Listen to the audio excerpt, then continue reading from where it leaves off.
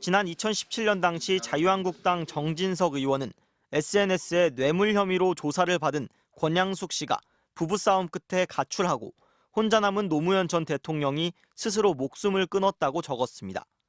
6년 만에 1심 법원은 징역 6개월 실형을 선고했습니다. 받아들일 수가 없다. 다분히 감정이 섞인 판단이다. 국민의힘은 판사가 고등학교 때 쓴 글을 보면 노 전 대통령 팬클럽, 노사모 수준이라며 판사 개인을 공격했습니다. 노무현 대통령의 지지자로서 공사를 구분하지 못한 판결입니다. 판결문에서 판결 근거를 따져봤습니다. 먼저 정 의원 글은 완벽한 허위였습니다. 부부싸움, 가출, 혼자 남았다. 모두 거짓. 정 의원은 이명박 전 대통령에게 들었다고 했지만 이 전 대통령조차 부인했습니다. 죄질도 좋지 않다고 봤습니다. 6년간 유족에게 직접 사과한 적 없고 피해 회복도 전혀 이뤄지지 않았다는 겁니다. 국민의힘은 명예훼손 사건은 벌금형이나 집행유예가 보통인데 실형은 정치적인 판결이라고 주장해왔습니다.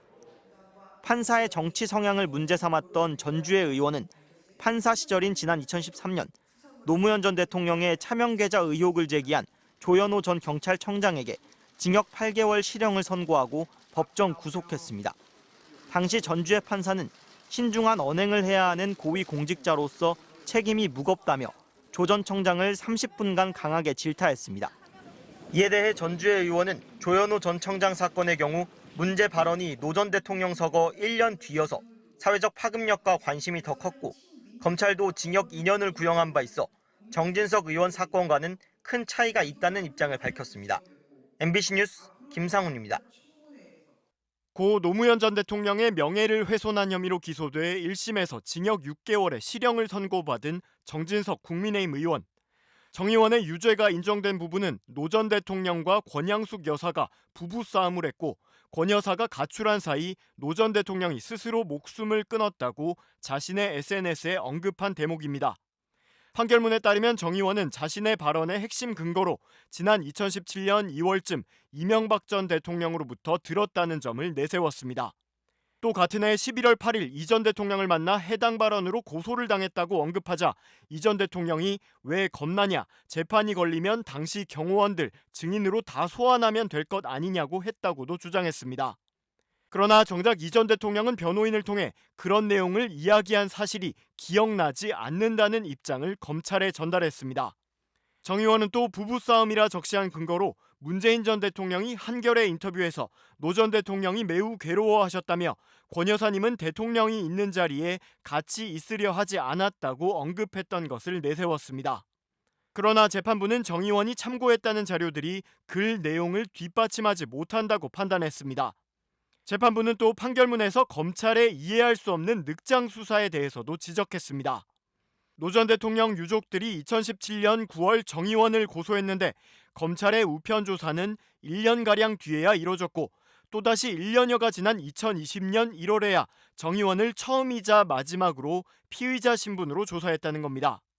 그리고 검찰은 이로부터 한참이 지난 지난해 9월에야 정 의원을 벌금 500만 원으로 약식 기소하면서 5년간 수사를 마무리했습니다.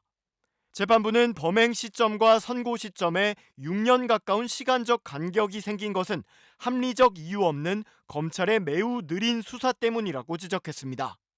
그러나 정 의원은 이번 판결을 받아들일 수 없다며 즉각 항소의 뜻을 밝혔고 국민의힘은 해당 판사의 고등학생 시절 글까지 거론하며 노사모라고 해도 과언이 아닌 판사라고 비난했습니다. 그러자 법원은 이례적으로 입장문을 내고 판결과 무관한 과도한 비난이라며 이는 모든 법관에게 부당한 압력으로 작용할 수 있고 헌법이 보장하는 사법권 독립이나 재판 절차에 대한 국민 신뢰를 크게 훼손할 수 있다고 비판했습니다. 고 노무현 전 대통령의 명예를 훼손한 혐의로 재판에 넘겨진 국민의힘 정진석 의원에게 1심에서 실형이 선고됐습니다. 서울중앙지법 형사 5단독 박병곤 판사는 사자 명예훼손 등 혐의로 재판에 넘겨진 정 의원에게 징역 6개월의 실형을 선고했습니다. 이는 벌금 500만 원을 선고해달라고 요청한 검찰 구형보다 높은 형입니다. 재판부는 피고인의 글 내용은 악의적이거나 매우 경솔한 공격에 해당하고 그 맥락이나 상황을 고려했을 때 표현의 자유라는 이름으로 보호받을 수 없다고 실형 선고 이유를 밝혔습니다. 다만 재판부는 법정에서 정 의원을 구속하지는 않았습니다. 앞서 정 의원은 2017년 9월 자신의 SNS에서 고 노무현 전 대통령이 부부싸움 끝에 극단적 선택을 했다고 주장했다가 유족에게 고소당했습니다. 이후 검찰은 벌금 500만 원을 선고해달라며 정 의원을 서면 심리만 거치는 약식 재판에 넘겼지만 지난해 11월 법원은 이 사건을 정식 공판 절차로 심리할 필요가 있다고 보고 정식 재판에 회부했습니다. 앞선 공판에 출석한 정 의원은 노무현 전 대통령이나 그 유가족들의 마음에 상처를 주거나 비방할 이유가 전혀 없었다고 주장했습니다. 제가 무슨 노무현 대통령이나 그 유가족들에게 무슨 마음의 상처를 주거나 비방하거나 명예훼손을 하등의 이유가 없는 것입니다. 박원순 시장과의 정치적인 그 공방, 그게 이제 주된 의도였기 때문에 잘 소명이 될 수 있을 것 같습니다.